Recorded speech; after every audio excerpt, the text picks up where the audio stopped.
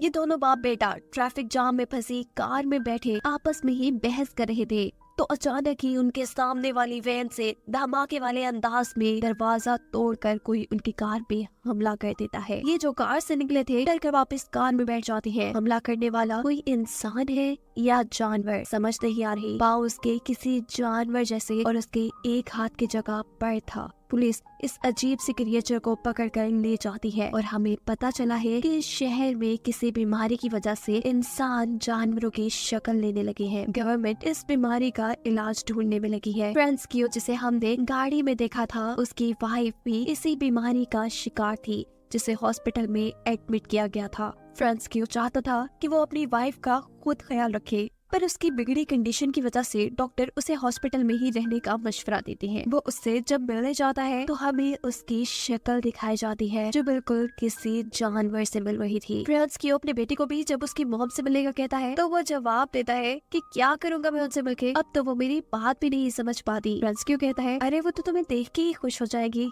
तुम जाओ तो सही। फ्रांस्कियो जिस होटल में काम करता है वहाँ के लोगों ने उसे बताया है कि पास में ही एक नया हॉस्पिटल कंक्रीट से बनाया गया है जो कि ज्यादा मजबूत है क्योंकि वहाँ जानवर बने इंसानों को रखा जाएगा। राहत होने पर अब सभी बीमार लोगों को उस हॉस्पिटल में शिफ्ट किया जा रहा था पर गड़बड़ी की वजह से बस पानी में गिर जाती है। बहुत से ऐसे जानवर बने इंसान मारे जाते हैं और बहुत से गुम हो जाते हैं। रात में फ्रांस्कियो का बेटा भी अपने घर की विंडो में ऐसे ही एक इंसान को देखकर डर जाता है पर दोबारा देखने पे वहाँ कोई नहीं था। उसे लगता है कि ये उसका वहम है। फ्रांस्कियो को जैसे ही इस एक्सीडेंट का पता चलता है तो वो अपनी वाइफ का पता चलाने के लिए एक्सीडेंट वाली जगह पे जाता है और अजीब बात पुलिस ऑफिसर से उसे ये पता चलती है कि उसकी वाइफ ना मरे हुए लोगों में थी और ना ही जिंदा लोगों में, वो कहीं गुम हो गई थी। सीन का ठोकर हमें फ्रांस्कियो के बेटे को स्कूल में बच्चों के साथ टग ऑफ वॉर खेलते दिखाया जाता है जिस अकेले ने ही अपनी हारती टीम को कुछ ही मिनट्स में जिता दिया था। यानी